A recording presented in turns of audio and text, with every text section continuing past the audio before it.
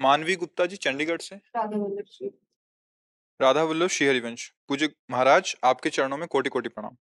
महाराज जी, जब से कॉलेज के दोस्तों का संग होना शुरू हुआ है तब से स्वाभाविक भक्ति कम हो गई है और संसार के भोग आकर्षित करने लग गए हैं। सत्संग भी लगातार नहीं सुना जाता, चित्त घबराता है। कृपया इसका निवारण करें। अब बच्चा, तुम तो इतने केवल कह रहे हो, हमें तो ऐसे भी बच्चे मिले कि हम नहीं करना चाहते पर जबरदस्ती अगर ना करें, ना पिए, ना खाएं तो हमारा निरादर करते हैं, हमें अपमानित करते हैं, हमें ऐसा।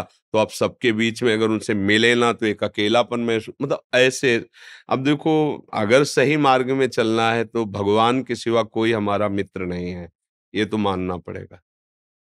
तुम्हें भक्ति में सपोर्ट दे सके पूरे संसार में केवल भगवान या भगवान के स्वरूप भक्तजन। तुम्हार सेवक असुरारी, इसके सिवा आपको कोई सपोर्ट दे, मुझे ऐसा लगता है कि नहीं। क्योंकि यहाँ छल कपट और स्वार्थ का, वासना का बोलबाला है। तो थोड़ा आपको सपोर्ट करने की चाल चलेगा और आपसे अपने स्वार्थ की पूर्ति चाहेगा।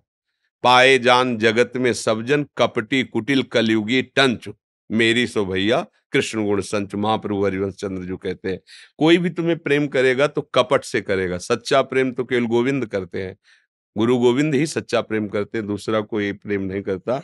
तो मुझे लगता है जितने से काम चल जाए, अर्थात हमारा धर्म नष्ट ना हो, उतना तक तो व्यवहार ठीक है। क्योंकि आप विद्यालय में हो या किसी कार्य क्षेत्र में हो, ऑफिस में हो, ऐसा नहीं हो सकता कि वहां तुम उदासीन बन करके मौन रह सको। मान लो आपसे बड़ा ऑफिसर है, आप उसकी ड्यूटी में हैं, वो आपसे बात कर रहा है तो आपको बात भी करना है। पर जितने में हमारा धर्म नष्ट ना हो उतनी सीमा तक तो है। इसके बाद फिर नौकरी का प्राण भी छोड़ना पड़े तो हम प्रभु को नहीं छोड़ेंगे, धर्म को नहीं छोड़ेंगे। ऐसी निष्ठा रखनी चाहिए कि अगर कोई हमारे प्राण भी हरण करे तो हम अपने धर्म को नहीं छोड़ेंगे। हम नौकरी के लिए अपना धर्म नहीं त्याग देंगे। ऐसी विद्या क्या जो अविद्या का विस्तार कर दे, काम क्रोध आदि की वृत्तियां बढ़ा दे, व्यसन बढ़ा दे, माता पिता का निरादर करना सिखा दे, ये तो घोर अविद्या है। जब आप मनमानी आचरण करोगे तो माता पिता को स्वयं निरादर हो जाएगा, आप उनकी आज्ञा का पालन नहीं करोगे। शास्त्र और ऋषि मुनियों का, महात्माओं को स्वयं निरादर हो जाएगा, क्योंकि आप उनकी आज्ञा का पालन नहीं करोगे। तो वो क्या साथी हुआ, वो क्या विद्या हुई, वो क्या सत्कार्य हुआ। इसलिए बहुत विवेक की आवश्यकता। अब ये गलतियां तो ऐसी हो रही हैं, जब हम नए नए बच्चे जैसे मिलते हैं ना, फिर अपनी हालत जब बताते हैं तो जी घबरा जाता है। कि हमें तो ऐसा लगता है हर विद्यालय में, जहां भी जितने 10 मिनट चाहे भले हो, महापुरुषों के वचन सुनाने चाहिए। अगर आप उनको टेलीविजन पे ना दिखा सके तो कोई ग्रंथ ले लो, उसको 10 मिनट सुनाओ। तो बच्चों के अंदर भागवतिक संस्कार बने। समझें, केवल पशुता का संस्कार बढ़ता चला जा रहा है। पशुता का मतलब होता है अपनी इंद्रियों को विषयों में केवल संयोगित करके सुख की लालसा रखना, बस इतना ही सुख रहे। हमारी हर इंद्री की चाह पूर्ति, मना कष्टान इंद्रियाण प्रकृति स्थान, ये पशुता है। हमारा जीवन इसलिए नहीं मिला, इतने के लिए नहीं मिला। सच्ची कहते हैं, बात पर विश्वास कर लो। भगवान के चरणों का आश्रय लेकर नाम जपने से और सारे कर्तव्य कर्म करते रहो, जो आनंद मिलेगा वो आनंद ब्रह्मा को भी नहीं है, ब्रह्म पद में, परमेष्टि पद में। आज ही सत्संग में था कि वो वृंदावन वासी को, श्यामा श्याम के उपासी को ब्रह्मा जी भक्तिपूर्ण नमन करते हैं, उसको प्रणाम करते हैं। आप समझो परमेष्टि पद ब्रह्मा पद है।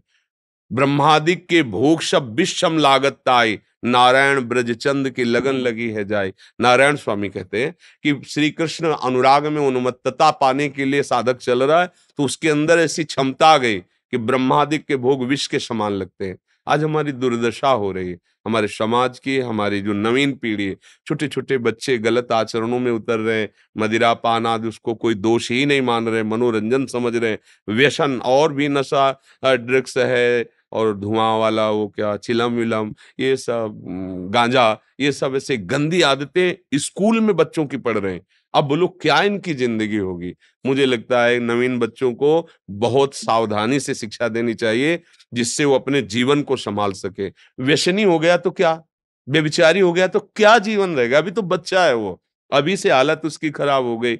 इसलिए आप सब बच्चों से, भाई बहनों से प्रार्थना है, अपने आप को बचाओ और दूसरों का ऐसा संग करो जो तुम्हारे सतमार्ग में लाभदायक हो। अन्यथा फिर भगवान के सिवा कोई सहारा नहीं। उन्हीं का आश्रय लो और पढ़ाई पढ़ो और एकांतवास करो अपने माता पिता की संरक्षणा में, जहां सुरक्षित। आज का समय नहीं रह गया।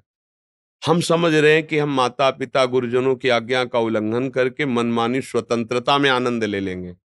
नहीं, ये गुलामी है, मन की गुलामी है, इंद्रियों की गुलामी। जो गुरुजनों की आज्ञा में परतंत्र रहता है, उस माया से वो स्वतंत्र हो जाता है। अभय होए जो तुम्हें डराई। जो गुरुजनों से डरता है, उनकी आज्ञा उल्लंघन नहीं करता, माया उससे डरती है। और जो गुरुजन और शास्त्र का अपमान कर देता है, अवहेलना कर देता है, माया बलात् उसको गुलाम बना लेती है। छोटे-छोटे विषय, छोटी-छोटी इंद्रियों के भोग में वो आसक्त होकर के दुर्गति को प्राप्त होता है। इसलिए बच्चों सावधान, ये जो चला है, हम बार-बार कहते हैं गर्लफ्रेंड, बॉयफ्रेंड, ये आज तक हमारी समझ में नहीं आया। हमारी समझ में तो नहीं आया। क्या वो दोस्त जो हमें पतित होना सिखाए? क्या वो दोस्त जो हमारे साथ जीवन में खिलवाड़ कर दे? मतलब धर्म का कोई अस्तित्व नहीं, पवित्रता का कोई अस्तित्व नहीं, संयम का कोई अस्तित्व नहीं, हमारी दोस्ती है। भाई क्या ये दोस्ती है? और इसी का दुरुपयोग होता है। इसी का दुरुपयोग होता है कि छल करके एक दोस्त दूसरे की हत्या कर देता है, एक दोस्त दूसरे का पतन कर देता है। मुझे लगता है ये दोस्ती नहीं है, ये कलयुग की चाल है।